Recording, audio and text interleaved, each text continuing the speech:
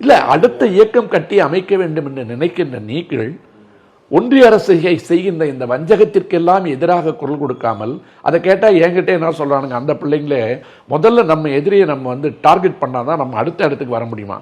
அதுக்கு தான் கையில் கத்தியை கொடுத்து குத்த சொல்கிறான். வீரபாண்டியன் சுந்தரபாண்டியன் போய் மாளிகாபூரை கூட்டுவான்னு சொன்ன மாதிரி இவங்க மாளிகாபூரெல்லாம் கூட்டு வராங்க. உனக்குள் இருக்கின்ற சகோதர சண்டையை உனக்குள் வென்று கொள்வதற்கு உண்டான தகுதி இல்லை என்றால் உன்னை நீ வீரனே சொல்லிக்கூடாது.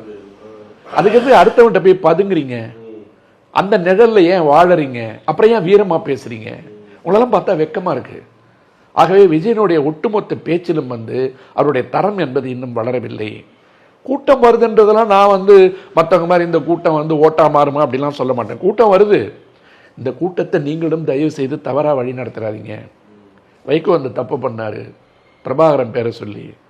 சீமான் அந்த தப்பை தொடர்ந்து பண்ணிக்கிட்டே இருக்காரு. நீ வேற ரூட்ல போய் பண்ணாத, அதுக்கு பெரியார் அண்ணாலாம் தயவு செய்து பயன்படுத்தாத.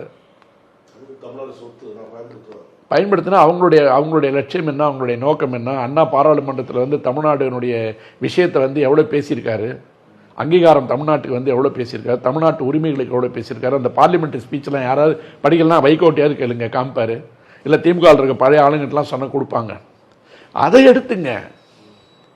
நீங்கள் கலைஞர் என்ற பேரையே நான் பயன்படுத்த மாட்டேன்னா அது உங்களோட உரிமை. அதுக்காக அவர் எழுதின எழுத்தோ பேசின பேச்சோ அந்த போராட்டங்களோ எல்லாம் கீழே போயிருமா என்ன? திராவிட முன்னேற்ற கழகம் என்பதும் தமிழ்நாட்டு அரசியலில் நீக்க முடியாத ஒரு பங்கை வைத்திருக்கின்ற இயக்கம்.